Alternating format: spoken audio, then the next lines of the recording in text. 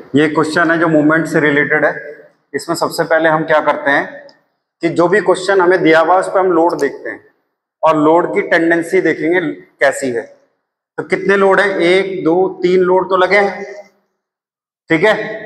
एक 50 kilo Newton का downward लगा है, 40 किलो न्यूटन का कितने पे लगा है, एंगल पे लगा है, लेकिन वो भी क्या है, डाउनवर्ड है। कितना है, 40 डिग्री पे लगा है। इसका टेंडेंसी देखो कैसा है ये, अगर अपवर्ड होता तो ऐसा लगता, लेकिन ये भी क्या है, डाउनवर्ड है। 50 वाला भी डाउनवर्ड है। अब इसको कैलकुलेट करने के लिए हम क्या करते हैं, सबसे पहले कि इन सभी फोर्सेस को एक ग्राफ में बनाते हैं।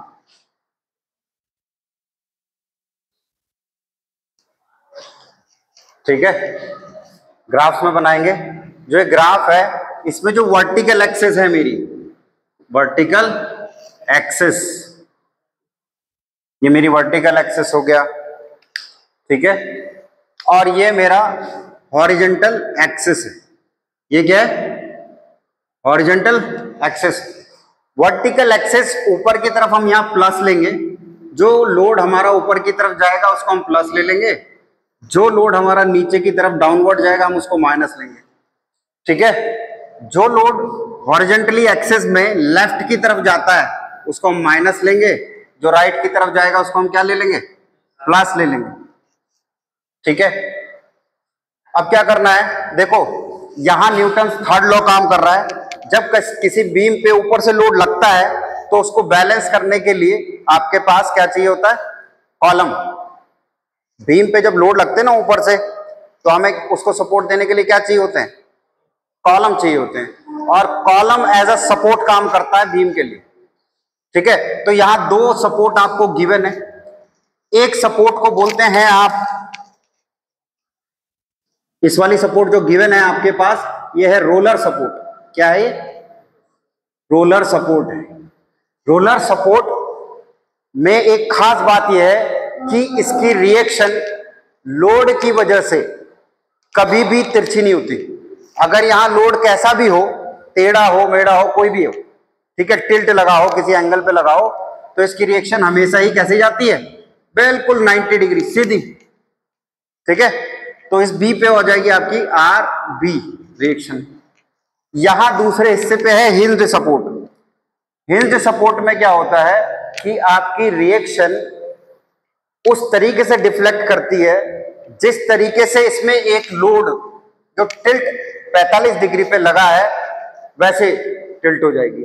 जैसे फॉर एग्जांपल ये लोड दिख रहा है आपको, ऐसे लग रहा है, ठीक। तो इसके पैरेलल आपको यहां आना है, इस पॉइंट पे ए पे, इसके पैरेलल आना है, ठीक है। रिएक्शन तो ऐसे जानी चाहिए थी, वरना मेरी रिएक्शन तो ऐसे जानी थी, लेकिन हिंज्ड में इस वाले लोड को बैलेंस करने के लिए हमारी जो रिएक्शन ए है वो ऐसे नहीं जाएगी, वो जाएगी इस तरीके से। ये लोड ऐसे काम करेगा तो रिएक्शन ऐसे काम करेगा, ठीक है। अब ये यहां 45 है, जरूरी नहीं है यहां 45 हो, हमें नहीं पता कितना एंगल पे रिएक्शन लगानी है मुझे, ठीक है। अब क्या करना है, देखो ये मेरी है आर ए, रिएक्शन यहां आर ए नहीं है, आर ए यहां है एक एंगल पे। क्यों गई ये एक एंगल पे, क्योंकि ये जो लोड है ये एक एंगल पे लगा हुआ है इस वजह से। और कहीं गलती से ये वाली सपोर्ट भी रोलर सपोर्ट होती तो ये भी टिल्ट नहीं होती, चाहे लोड कितने भी टेढ़े होते। समझ में आ रही मेरी बात। अगर कहीं ये भी रोलर होती और वो भी रोलर होता सपोर्ट, तो रिएक्शन ये कभी भी टेढ़ी नहीं होती, ये सीधी जाती, ठीक है। समझ में आ रहा ना मेरी बात। अब क्या करते हैं, देखो ये आर है, इसका कंपोनेंट इधर तोड़ दोगे तो क्या हो जाएगा, आर ए साइन थीटा, ठीक है। और हॉरिजॉन्टल कंपोनेंट में क्या हो जाएगा, आर ए कॉस थीटा। इसी तरीके से ये जो फोर्स यहाँ 40 न्यूटन का दिया है और एक एंगल पे लगा है 45 डिग्री पे, ये भी टूट जाएगा दो हिस्सों में। एक वर्टिकल कंपोनेंट हो जाएगा इसका ऐसे, और एक हॉरिजॉन्टल कंपोनेंट हो जाएगा। वर्टिकल कंपोनेंट कितना हो जाएगा बेटे, 40 साइन 45 डिग्री, और इधर कितना हो जाएगा 40 कॉस 45 डिग्री। इस चीज को ये मत समझना कि ई और डी के बीच की डिस्टेंस 40 कॉस 45 है, ये गलती से मत समझना, ये कोई डिस्टेंस नहीं है। ये क्या दिखाया है यहाँ, ये सिर्फ इस लोड को ब्रेक किया गया है यहाँ, ठीक है। ये एक छोटी सी चीज मैं बता देता हूं यहाँ आपको क्लियर करने के लिए। फॉर एग्जाम्पल, अगर कोई किसी पॉइंट पे एक लोड लगा होता है ऐसे एफ, ठीक है, और वो धरातल से थीटा एंगल बनाता है मान बेस से, तो होता क्या है कि इस वाले कंपोनेंट को आप क्या तोड़ते हैं, कॉस में तोड़ते हैं ना, इस वाले को किस में तोड़ते हैं, साइन थीटा में तोड़ते हैं, ऐसे ही तोड़ते हैं, एफ कॉस थीटा ये, एफ साइन थीटा ये। असल में क्या है, हम एक ट्रायंगल बनाते हैं इससे, यहां देखो ट्रायंगल बनाते हैं ऐसे, ये आ जाएगा ऐसे, ये इसके पैरेलल है, ये हो जाएगा आपका एफ साइन थीटा, ठीक है। ये एक्स मान लिया मैंने, क्या मान लिया, एक्स मान लिया। अब क्या होगा, इसमें पाइथागोरस थ्योरम लगेगी बेटे, क्या लगेगी, पाइथागोरस थ्योरम लगेगी। अगर मैं इसको एक्स मान लूं तो क्या हो जाएगा, एफ स्क्वायर, यानी कि ये भी एफ ही है, क्या लग रहा है ये तो एफ लगा हुआ ना इधर ऊपर, तो F square equal to F square sine, F square equal to F square sine square theta plus F square cos square theta, यही कहती है मेरी पाइथागोरस थ्योरम। क्यों, हाइपोटेन्यूस का स्क्वायर इक्वल टू बेस का स्क्वायर प्लस परपेंडिकुलर का square, यही कहती है। अब यहां से एफ स्क्वायर अगर कॉमन ले लोगे तो sine square theta plus cos square theta रहेगा, तो F square equal to F square आ जाएगा। समझ में आ रही मेरी बात? That's why, that is the reason behind there कि हम किसी एक कंपोनेंट को साइन और कॉस में ही तोड़ते हैं, और कोई रीजन नहीं है, ठीक है। समझ में आ गया होगा। अब क्या कर देना है, देखो अब सब चीज यहां लगभग हमने जो फोर्स को हमारे टिल्ट थे उनको हमने बैलेंस कर लिया। अब होता यह है कि जब भी किसी बीम पर जो लोड लगे होते हैं वर्टिकली जो लोड लगे होते हैं उन्हीं को ही एनालिसिस किया जा सकता है।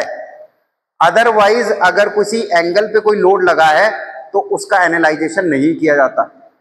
एनालाइजेशन उसका किया जाता है जो बिल्कुल 90 डिग्री पे लोड होते हैं, ठीक है। तो 90 डिग्री पे कौन सा लोड है, ये रिएक्शन होगी, ये भी एक तरीके का लोड है 40 किलो न्यूटन। अब ये है 40 साइन 45 जो कि वर्टिकली काम कर रहा है, ये नहीं लेना, अब जो एंगल पे था वो नहीं लेना है, ठीक है। यहां आर ए आपकी रिएक्शन थी, अब ये नहीं लेनी क्योंकि ये किसी एंगल पे लगी है। आपको कौन से लेना है, जिसमें 90 डिग्री बिल्कुल परपेंडिकुलर, ठीक है। अब इसको पूरे को प्लॉट करेंगे इस एक्सेस पे, वर्टिकल एक्सेस और हॉरिजॉन्टल एक्सेस। कैसे करेंगे देखो,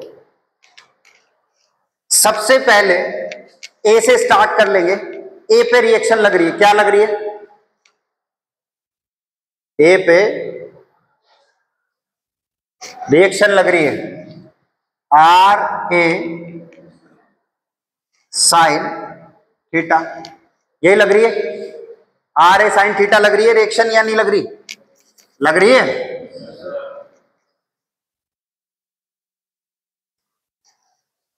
तो यहां लिख लेंगे एट अ पॉइंट ए, ठीक, and it is a vertical component, it is a vertical component of reaction RA, ठीक है। समझ में आ रहा है, कोई दिक्कत तो नहीं।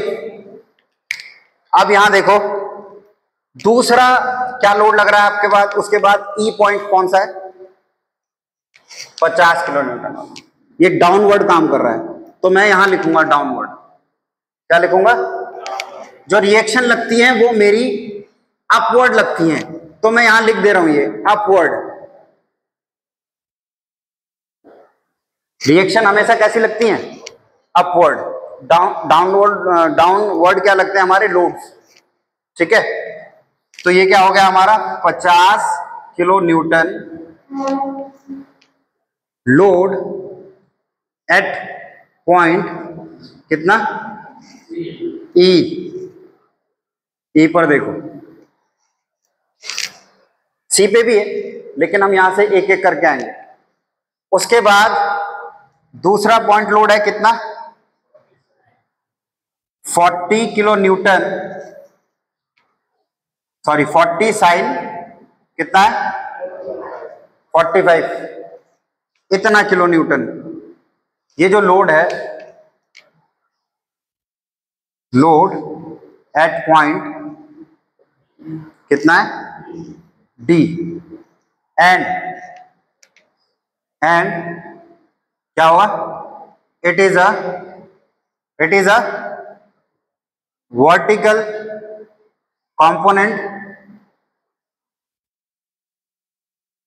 component of load 40 kilonewton at an angle 45 degree, right. कोई दिक्कत, यहां तक कोई दिक्कत है किसी को? अब क्या कर लेंगे बेटे, उसके बाद फिर 50 किलो न्यूटन का डाउनवर्ड लोड लगा हुआ है। ये क्या है डाउनवर्ड, क्या है ये, इसको बोलते हैं डाउनवर्ड लोड। अपवर्ड लोड भी हो सकते हैं, लेकिन मैंने क्या लगाया यहां अभी डाउनवर्ड, आपके क्वेश्चन में डाउनवर्ड दिया हुआ है। फिर ये 50 किलो न्यूटन, ये भी क्या है डाउनवर्ड लोड एट पॉइंट कितना है पॉइंट सी, बस ये 3 लोड हो गए ऊपर, ठीक है। और आर बी ऊपर की तरफ काम कर रहा है ये रिएक्शन, ठीक है। यहां पर आएगा आपका रिएक्शन, यह है रिएक्शन एट पॉइंट क्या है ये बी, और यहां क्या लिख देंगे upward reaction at point B, ठीक है। वैसे तो एक चीज समझ लो आप, रिएक्शन हमेशा ही अपवर्ड होती है और ज्यादातर लोड हमेशा ही डाउनवर्ड होता है। जी काम करेगा नीचे की तरफ काम है, ऊपर की तरफ काम करेगा, जी नीचे की तरफ काम करता है। एम जी जो होता है, जैसे हमारा वेट नापते हैं, हमारा लोड है ना, लोड पड़ रहा है इस पे टाइल्स पे, हमारा लोड पड़ेगा, तो लोड कैसे पड़ेगा, नीचे ही तो पड़ेगा, ऊपर को पड़ेगा, नीचे पड़ेगा, ठीक है। अगर आप कुएं से पानी निकालते हैं तो वो लोड नहीं पड़ रहा, वो तो पुल है, पुल फोर्स लगा रहे हैं आप, पुलिंग कर रहे हैं। पानी भरते हैं बाल्टी से तो वो पुलिंग करते हैं, वो लोड नहीं है, ठीक है। आपने पढ़ा होगा ना, ऐसा पढ़ा होगा एम ए या एम जी, पढ़ी है दोनों चीजें, पढ़ी है दोनों में कभी अंतर देखना करके तो समझ में आएंगी चीजें, एक ऊपर की तरफ एक नीचे की तरफ, ठीक। अब यहां देखो, ये इतना तो समझ में आ गया आपको। एक और चीज है इसमें, इस वाले क्वेश्चन में आपके हॉरिजॉन्टल एक्सेस पे भी रिएक्शन और लोड लग रहा है, ठीक है। तो हमारी लेफ्ट साइड रिएक्शन जो लग रही है, कितनी लग रही है R A cos theta at point A. कोई दिक्कत है यहां तक?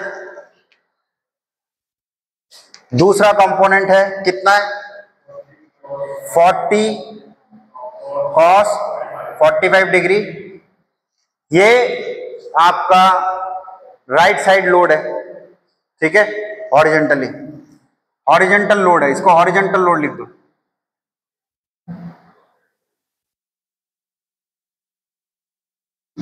यही लिख दो, क्योंकि इसमें ये भी लिखा जा सकता है सेम, कैसे कि it is a horizontal component of the load 40 kilo Newton, ये लिखा जा सकता है, लिख सकते हैं आप, यहां जगह नहीं है तो मैं लिख नहीं रहा हूं, ठीक है। कोई दिक्कत तो नहीं। अब क्या करेंगे बेटे, इनको बैलेंस करेंगे। सबसे पहले क्या, न्यूटन्स थर्ड लॉ लगता है, न्यूटन्स थर्ड लॉ क्या होता है? न्यूटन्स थर्ड लॉ सिस्टम को समझो आप। अगर कोई चीज है आपके पास ऐसे, और ये अर्थ है, अर्थ पे कोई चीज रखी है आपकी, कोई मेज रखा है, कोई भी एक ब्लॉक रखा है, ठीक है, ब्लॉक रखा है कोई भी, तो इसका कुछ ना कुछ वजन तो होगा, वजन होगा कि नहीं? इसका कोई ना कोई द्रव्यमान होगा, ठीक है। मान लो इसका द्रव्यमान कितना है, m, इसका लोड नीचे लगेगा तो कितना हो जाएगा, mg, जी वही है 9.81 मीटर पर सेकंड स्क्वायर। इस लोड की वजह से ये अपनी जगह से मूव क्यों नहीं कर रहा है पता आपको? क्योंकि इसके बिल्कुल विपरीत एक रिएक्शन काम करती है। ये एक्शन हो रहा है नीचे और इसके विपरीत क्या हो रहा है, रिएक्शन। तो यहां से पता लग रहा है रिएक्शन हमेशा क्या हो रही है, अपवर्ड, और यहां ये लोड क्या हो रहा है, डाउनवर्ड। तो यहां से भी हमें पता लगता है, ठीक है। तो अब हम इन सब चीजों को यहां लिखते हैं कैसे। एक और चीज समझ लो, किसी भी बीम पे लगने वाले जितने भी वर्टिकल फोर्सेस हैं या हॉरिजॉन्टल फोर्सेस हैं, उनका algebraic sum should be zero, must be zero होना चाहिए। अदरवाइज अगर मान लो मैंने कॉलम तो बना दिए 50 न्यूटन, 25 न्यूटन इधर है, 25 न्यूटन इधर है, ऊपर से 200 न्यूटन का लग रहा है लोड, संभाल लेंगे वो? संभाल नहीं पाएंगे। इसका मतलब मुझे नीचे भी 200 न्यूटन का लोड लगाना है, ठीक है। तो एल्जेब्रिक सम इक्वल होना चाहिए। अब एल्जेब्रिक सम कहते किसे हैं ये भी समझ लो आप। वैसे तो आपको समेशन करना आता ही है ना, 5 + 5 + 5, जानते हो आप कितना हो गया, कितना हो गया, कितना हो गया, 15 हो गया। लेकिन एल्जेब्रिक सम ऐसा नहीं होता। एल्जेब्रिक सम कैसा होगा, ऐसा, कहीं प्लस कहीं माइनस, कहीं प्लस कहीं माइनस, फिर लास्ट में कंक्लूड निकालते हैं जहां हम बॉड मास पढ़ते हैं। क्या पढ़ते हैं, बॉड मास पढ़ा होगा ना, तो बॉड मास का नियम लग जाता है, ठीक है। रफ कर दूं इसको, अब देखते हैं, अब करते हैं यहां से स्टार्ट इसको। अब यहां से स्टार्ट हो जाएगा। सबसे पहले हम vertical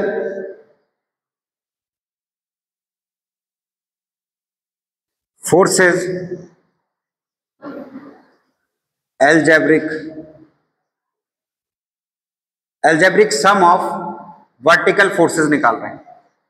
algebraic sum of vertical forces निकाल रहे हैं और हम लिखते ऐसे हैं, ये तरीका है, जीरो होना चाहिए, ठीक है। और एक जगह निकालेंगे हम algebraic sum of horizontal forces, ठीक है। अभी मैंने फोर्सेस इसलिए लिखा है यहां, आप समझ रहे होंगे कि रिएक्शन भी है, वहां तो लोड है, फोर्स तो है ही नहीं। यहां पर ये फोर्स की तरह ही एक्ट करेंगे, नीचे से भी फोर्स, ऊपर से भी फोर्स, इसलिए मैंने उनको फोर्स की संज्ञा दे दी है, नाउन दे दिया, ठीक। अब यहां देखो, अब यहां मुझे बताओ वर्टिकल फोर्सेस क्या लग रहे हैं। वर्टिकल फोर्सेस में 2 तो रिएक्शन लग रही है अपवर्ड, और 3 लोड लग रहे हैं डाउनवर्ड, ठीक है। ये सुनो, हाँ। अब क्या कर लेंगे देखो, ऊपर की तरफ कितना है ये, आर, कितना है ये, R A sine theta plus R B. ये मैंने प्लस ही क्यों लिखा है, क्योंकि यहां प्लस होगा, ये माइनस, ठीक है। अब नीचे कितना है, ये प्लस क्या है, 50 माइनस हो गया, फिर माइनस 40 साइन 45 हो गया, और फिर माइनस 50 हो गया, ठीक है। अब इससे आपको एक चीज समझ में आ रही होगी, एक इक्वेशन ड्रॉ होगी, यहां से एक इक्वेशन ड्रॉ होगी। वो रिएक्शन कैसे होगी देखो, आर ए, ऐसे लिख लो, बात एक ही, R A sine theta plus R B equal to, उधर जाएंगे दोनों प्लस हो जाएंगे, 50 और 50 कितने हो गए, 100 हो गए, 100, और ये 40/√2, यही होगा कि नहीं होगा, यस और नो। इसको सॉल्व करना जरा मुझे बताना। ये हो जाएगा आपका 100 प्लस 40 1.414। बताओ जरा कितना है, इसको कैलकुलेट करो फटाफट, कैलकुलेट करो जरा, पहले इसको सॉल्व करो कितना आया। 40 को 1.414 से जरा करना डिवाइड, कितना आया 28.28। तो ये हो जाएगा बेटे 128.28। यस और नो, यूनिट रहेगी किलो न्यूटन। सारे फोर्सेस की जितनी भी यहां यूनिट है वो कितने में दे रखी है, तो रिएक्शन भी किलो न्यूटन में ही होगी। समझ में आ रही है। अब आप चीनी लेने जाते हो तो वहां लीटर थोड़ी बोलते हो, किलोग्राम बोलते हो ना, बोलते हो कि नहीं बोलते हो। यहां सारे ही फोर्सेस हैं और वो किलो न्यूटन में तो किलो न्यूटन ही रहना है, ठीक है। तो ये एक इक्वेशन ये बन गई मेरी, मैं यहां लिख दे रहा हूं R A sine theta plus R B. कोई दिक्कत है इसमें, है किसी को दिक्कत, बताओ भाई, नहीं है ना। तो ये एक ये रिएक्शन बन गई मेरी, ये बी है। दूसरी इक्वेशन कैसे बनेगी, यहां देखो, algebraic sum of horizontal forces. तो हॉरिजॉन्टल फोर्सेस का जो सम है वो कैसे आएगा। अब हॉरिजॉन्टल में इधर की तरफ जा रहे हैं आप लेफ्ट साइड में, तो क्या हो जाएगा माइनस, कितना है माइनस के आर ए कॉस थीटा, और उधर की तरफ जा रहा है क्या हो जाएगा प्लस 40 कॉस इक्वल टू 0। ठीक है, यहां से आपके पास आ जाएगा R A cos theta equal to, फिर वही आ जाएगा 28.28, यही था ना, इतना किलो न्यूटन। अब आपको एक चीज समझ में आ रही होगी कि दिमाग में ये भी आ रहा होगा, इतनी सारी चीजें कर दी, मूवमेंट का कहीं सवाल मतलब ही नहीं आ रहा इसके अंदर, मूवमेंट कहाँ है। तो मूवमेंट अब लिया जाएगा अब, क्योंकि रिएक्शन ऐसे फाइंड आउट नहीं हो सकती। ठीक है, अब यहां मूवमेंट लेंगे हम, और मूवमेंट वहां लिया जाता है जहां ज्यादा से ज्यादा फोर्सेस लगे होते हैं। दूसरी बात, अननोन फोर्सेस होते हैं। जिस पॉइंट पे सबसे ज्यादा फोर्स लगे हों और वो अननोन हो, जो आपको पता नहीं। ठीक है, जैसे यहां टेढ़े में लगा है, यहां 1 2 3 लोड लगे हैं, मोमेंट यहां नहीं लिया जा सकता, क्योंकि वैसे भी हम जानते हैं, क्योंकि ये 40 है, 40 किलो न्यूटन है, 40 कॉस 45 है, वैल्यू आ जाएगी। ठीक है, और दूसरी बात ये कि यहां सपोर्ट नहीं है। मोमेंट कहां लिया जाता है, जहां सपोर्ट हो, मोमेंट वहीं लिया जाएगा जहां सपोर्ट होगी। अब एक चीज देखो, यहां पर भी नहीं लिया जा सकता मोमेंट, लिया जा सकता है ऐसा कुछ नहीं है, मोमेंट वहां भी लिया जा सकता है, लेकिन आसान तरीका यह है, आसान तरीका और इजीली करने से, कि जिस जगह, जिस पॉइंट, जिस सपोर्ट पे ज्यादा से ज्यादा अननोन फोर्सेस होते हैं वहां मोमेंट ले लो। ठीक है, देखो कैसे करते हैं। इसको रफ कर दूं मैं, रफ कर दूं, इसको रफ कर दे रहा हूं मैं इधर वाले हिस्से को, है।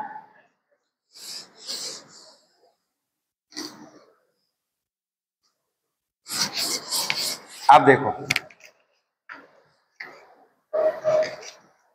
मोमेंट कैसे लेते हैं। अब मोमेंट हम यहां लेंगे ए पर, क्यों, क्योंकि एक तो ये सपोर्ट है, कौन सी, हिंज्ड, कौन सी सपोर्ट है, ये हिंज्ड सपोर्ट है, इस पर हम मोमेंट लेंगे। मोमेंट इसलिए लेंगे क्योंकि यहां 3 फोर्स हैं, एक आर ए है, एक आर ए साइन थीटा है, एक आर ए कॉस थीटा है, जिसके बारे में मुझे एबीसीडी नहीं पता है, अननोन है। ठीक है, तो मैं यही ले लेता हूं, क्योंकि 3 कंकरेंट फोर्स लग रहे हैं। ये देखो 3 कंकरेंट हैं, एक ही जगह मिल रहे हैं, ये और कोप्लैनर हैं, एक ही जगह लग रहे हैं। तो ये भी हमें पता लग रहा है 3 फोर्सेस हैं, कोप्लैनर और कंकरेंट फोर्सेस। अब मोमेंट कैसे लेते हैं, देखो मोमेंट के लिए है, टोटल मोमेंट हम कैसे लेंगे, मोमेंट एट ए। ठीक है, यहां मैं बता दूं आपको मोमेंट क्या होता है। मोमेंट होता है, मान लो अगर कोई एक लिंक, एक आर्म है और उस पर एक फोर्स लगा रहे हैं आप, 90 डिग्री पे ही फोर्स लगता है हमेशा, और जैसे ही इस टेंडेंसी पे लोड लगेगा, ये डाउनवर्ड टेंडेंसी है फोर्स की, तो ये कहीं ना कहीं ऐसे घुमाने की टेंडेंसी रखता है इसको। यहां से, ये हिंज्ड सपोर्ट है। क्या है ये? हिंज्ड सपोर्ट है, ठीक है। और ऐसे घुमाएगा तो हम इसमें कैसे ले लेंगे, देखो यहां मैंने लिया है, कैसे टेक किया है मैंने। अगर मैं क्लॉकवाइज लूंगा तो माइनस लूंगा, और एंटी क्लॉकवाइज होगा तो प्लस होगा। यहां ये ऐसे घुमा रहा है, हो सकता है फोर्स नीचे से लगा होता तो ऊपर को घुमाता, ठीक है। तो मूवमेंट प्लस और माइनस दोनों हो सकता है, घबराने की दिक्कत नहीं। समझ में आ रही मेरी बात?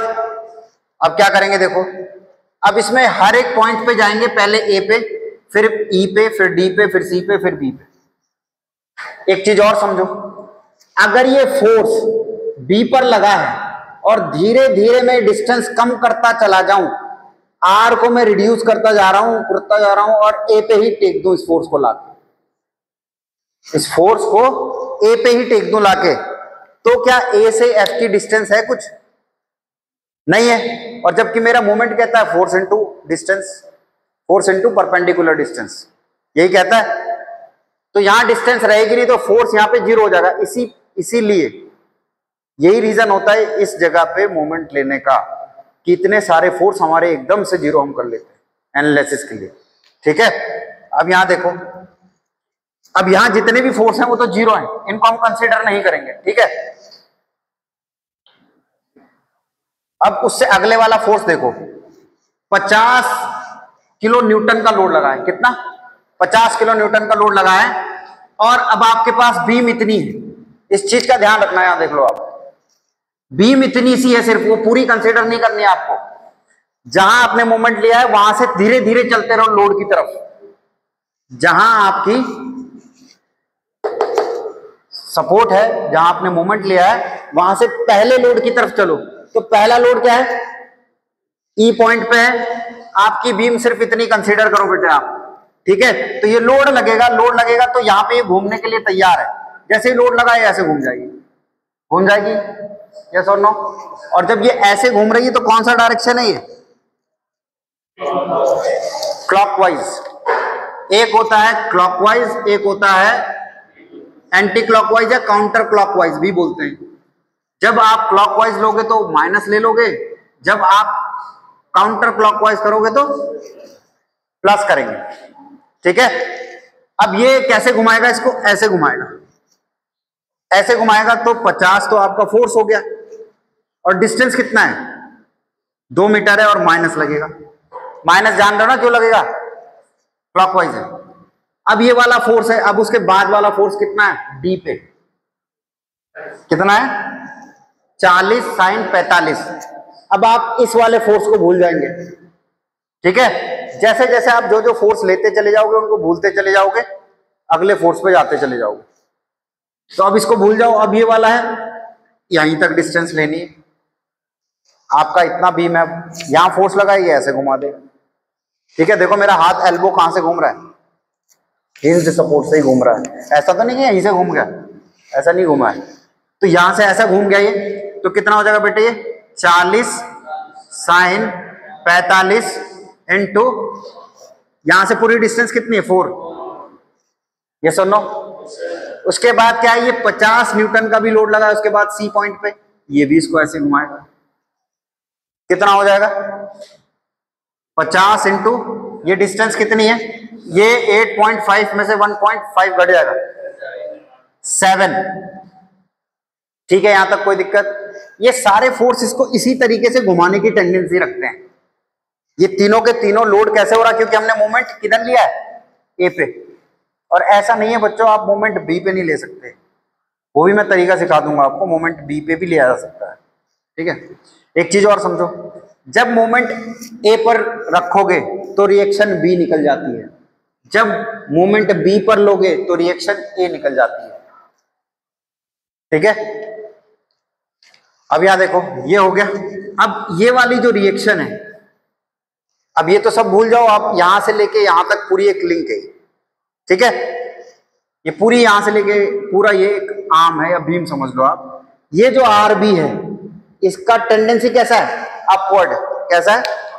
अपवर्ड है। अपवर्ड है तो ये क्या करेगी? इस पूरी बीम को ऐसे उठाने की टेंडेंसी रखेगी, ठीक है। तो जाहिर सी बात ये इस तरीके से घुमाएगा, और ये कौन सी डायरेक्शन हो जाएगी?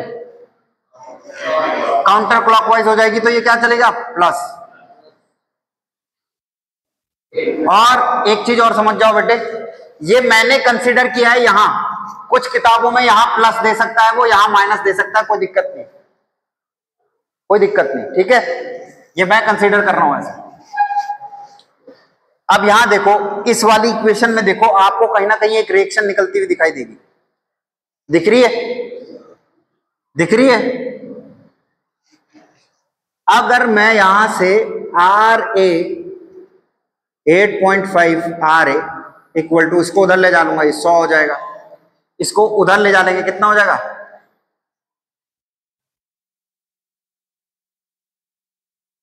एक तो ये मैंने लिख लिया, एक ये मैंने लिख लिया, ये भी मैं लिख चुका हूं इधर। अब बचा ये कितना हो जाएगा बेटे, 40/√2 ऐसा कुछ, यही होगा। हमने 40/√2 कई बार निकाल लिया, कितना निकला था हमारा, 28.84, कितना निकला था, तो 28.28 इंटू 4 कितना हो जाएगा,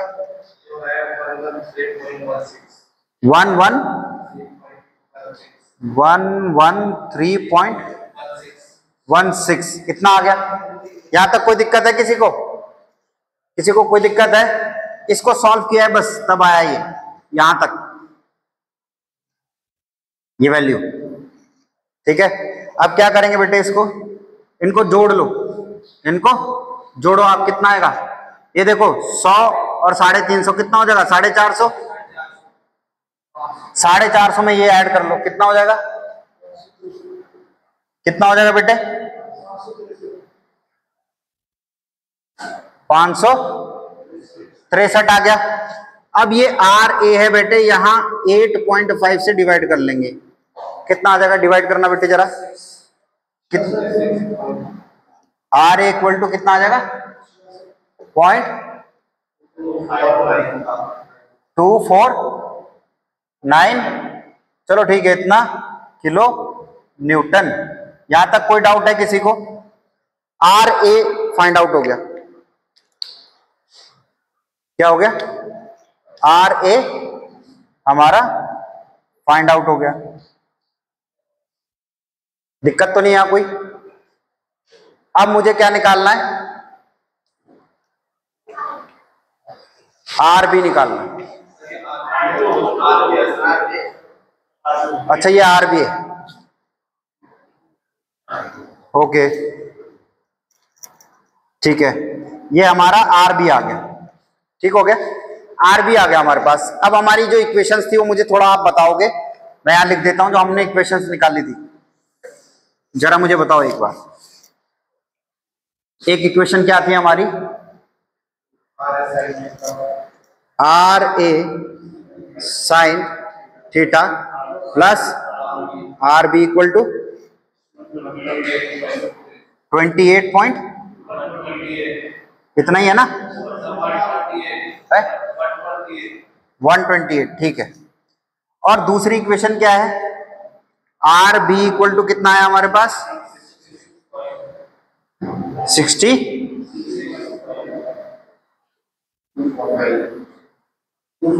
ठीक है, 249 किलो न्यूटन। एक और चीज देखो आप यहां, अभी तक हमने हॉरिजॉन्टल फोर्सेस देखे नहीं, हॉरिजॉन्टल फोर्सेस वाली भी निकाली होगी, क्या थी, R A cos theta equal to ये 40 कॉस 45, ये भी तो निकाली थी, ये भी एक इक्वेशन थी ना, कितना आ गया था, 28.28 किलो न्यूटन, ये था।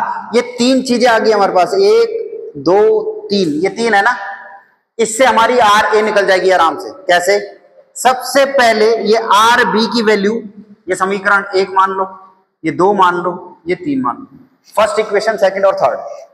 सेकंड इक्वेशन में जो वैल्यू है आर बी की, उसको ए में लगा दो, 1 में, किसमें लगा दो, पहली वाली इक्वेशन में लगा दो, तो कितना हो जाएगा मेरा, R A sine theta plus 66.249 equal to 128.28, कितना आ जाएगा बेटे, आर ए साइन थीटा कितना आ जाएगा बेटे, लेस करेंगे तो 60,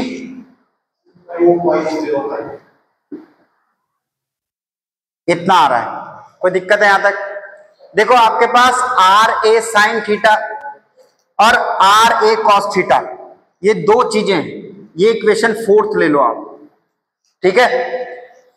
अब कुछ नहीं करना आपने, सिंपल क्या कर देना, इक्वेशन जो 3 है आपकी उसका स्क्वायर करना है और इक्वेशन 4 है आपकी उसका स्क्वायर करना है और ऐड कर देना है दोनों, ठीक है। कैसे ऐड करते हैं मैं बता देता हूं। जैसे ये हमारे पास कितना है 28.28 है ना ये, और यहां देखो आर ए की वैल्यू कितनी है मेरे पास, आर ए साइन थीटा की वैल्यू कितनी है 62.05। अब मुझे इनका स्क्वायर करके ऐड करना है, तो बेटे मैं क्या करूंगा ना, इसको इधर भी स्क्वायर करूंगा और इसको इधर भी स्क्वायर करूंगा, इधर भी स्क्वायर करूंगा, इधर भी स्क्वायर करूंगा, ये सुन लो, ऐसे करते हैं। और जरा मुझे बताना 28.28 का स्क्वायर कितना हुआ शोएब है? 799,175.75, यही है, ठीक है। इसका कितना है 62.05 इंटू 62.05,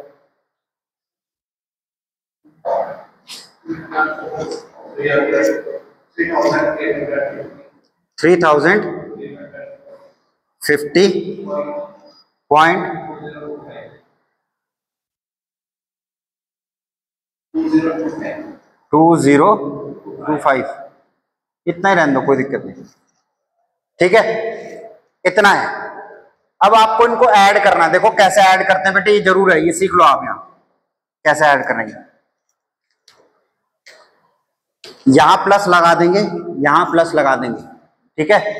इसको ऐड करेंगे इसके साथ 799.75 प्लस 3850.20, ठीक है। इधर क्या करेंगे बेटे, ये आर ए कॉस, यहां देखो एक चीज, आर ए कॉस थीटा का अगर स्क्वायर है तो हम इसको कैसे लिख सकते हैं, R A square cos square theta, ठीक है, ये सुन लो। फिर आर ए साइन थीटा का स्क्वायर कैसे लिख सकते हैं, आर ए स्क्वायर और साइन स्क्वायर थीटा, ऐसे लिखा जा सकता है। तो यहां लिख लेंगे, और यहां दिख रहा है आपको, जब हम ऐसे लिखेंगे तो यहां अगर मैं इन दोनों में से आर ए स्क्वायर कॉमन ले लूं तो अंदर sine square theta plus cos square theta आ जाएगा और वो 1 होता है। तो यहां मैं लिख दे रहा हूं आर ए कॉस थीटा का स्क्वायर, ऐसे लिख दे रहा हूं, plus R A square sine square theta. यहां तक कोई दिक्कत है किसी को? यहां तक कोई दिक्कत है कोई दिक्कत किसी को? तो यहां से आर ए स्क्वायर कॉमन ले लोगे, इसको रफ कर दो यहां, तो यहां देखो, यानी कि आर ए स्क्वायर बराबर, क्योंकि sign square theta cos square theta, sign square theta plus cos square theta तो 1 होता है, ये आ गया। अब बचा ये, इसको जोड़ देंगे तो कितना आएगा बेटे, है नहीं, ये इनको जोड़ोगे तो 4649.95, आर ए स्क्वायर की वैल्यू ये आई है, यही आई है सबकी शोएब, यही आई है। अब क्या करूंगा मैं, आर ए वर्गमूल निकालूंगा इसका 4649.95, ठीक है, कितना आ जाएगा, आर ए की वैल्यू आ जाएगी 68.1905, इतना किलो न्यूटन। बस इस क्वेश्चन में आपके पास वैसे तो मोमेंट का है, लेकिन कैसे आएगा क्वेश्चन कि determine the reactions at point A as well as at point B, ठीक है, बिंदु ए व बी पर प्रतिक्रियाएं ज्ञात कीजिए, प्रतिक्रियाएं ज्ञात कीजिए, ऐसा करके हिंदी में क्वेश्चन पूछते हैं या इंग्लिश में, ठीक है। तो यह है क्वेश्चन, इसको बंद कर दो।